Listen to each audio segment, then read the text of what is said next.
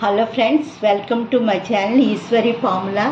ఈరోజు ఫ్రాన్స్ బిర్యానీ చేసి చూపిస్తాండి. చాలా ఈజీగా చేసుకోవచ్చు, పెద్ద కష్టమేం కాదు. అదే చేసి చూపిస్తాను మీకు. ఆయిల్ అండి ఒక 5 స్పూన్స్ వేస్తున్నాను మీకు. ఇదిగో ఈ గరిటతోటి.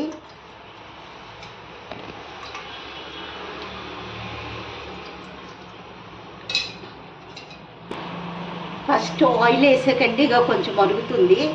ఆయిల్లోనేమో 4 లవంగాలు, చిన్న దాచిన చెక్క, 3 యాలకులు వేస్తానండి. ఇక బిర్యానీ ఆకు వేస్తున్నాను.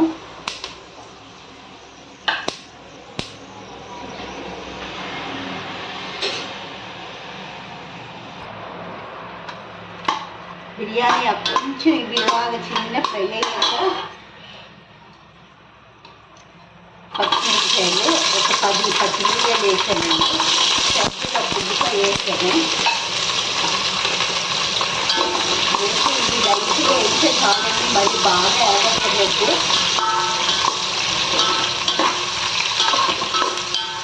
లైట్గా వేగే లోపల మీకు మసాలాకి ఇది అదేంటమ్మా పువ్వు లాంటిది ఒకటి తీసుకున్నానండి. ఇది దాచిన చెక్కేమో చిన్నది. ఇగో ఇవేమో ఒక 10 తీసుకున్నాను. లవంగాలు, యాలకులు 8 తీసుకున్నానండి. చిన్న అల్లము ఇందులోని ఇది వేసి పేస్ట్ చేసుకున్నాం. వెల్లుల్లి, అల్లము వెల్లుల్లి వేసి పేస్ట్ చేసుకున్నదండి ఇది. ఇది ఉట్టి అల్లము వెల్లుల్లి పేస్టు. ఇవన్నీ అది ఫ్రై అయ్యాక ఇవి చూపిస్తాను. నేను ఈ గ్లాస్తో 4 గ్లాసులు బాస్మతి రైస్ తీసుకున్నానండి.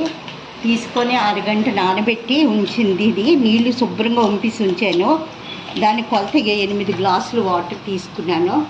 ప్రాన్స్ ఏమో ఉల్లిపాయ, పచ్చిమిరపకాయలు, కొంచెం అల్లం వెల్లుల్లి పేస్ట్ వేసి కొంచెం కర్రీలా చేసుకున్నానండి. ఇది కలిపితే మంచి టేస్ట్ వస్తుంది బిర్యానీకి.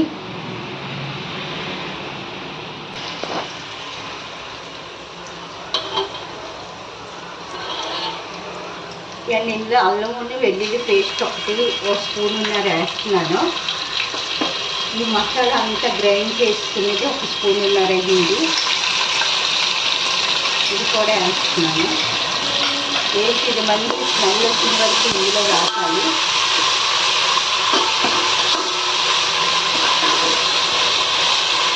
కొంచెం సిమ్లో పెడితే మాడుకుంటా చక్క మంచి స్మెల్ వస్తుంది.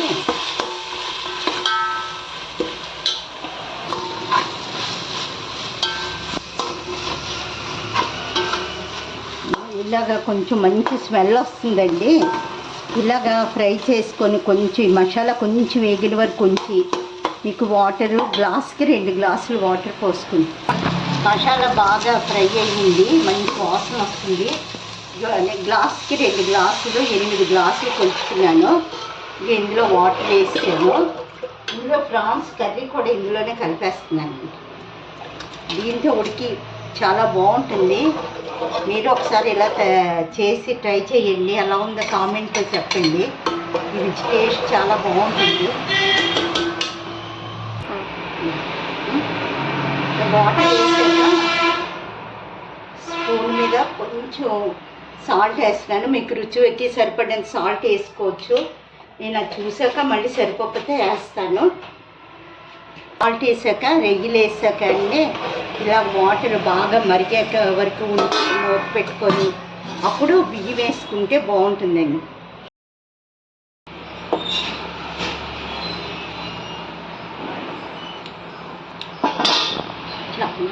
వాటర్ మరిగింది. ఇలా మరిగితే ఇందులోనే ఉప్పు ఇప్పుడు చూసుకోండి. ఉప్పు కరెక్ట్గా ఉంది. నేను వేసిన ఉప్పు సరిపోయింది. అప్పుడు ఇక కడిగి వాటర్ అంతా ఉంచానండి. బాస్మతి బియ్యం 1 గంట నానబెట్టుకునేది ఇందులో వేసి ఒకసారి శుభ్రంగా కలిపేసి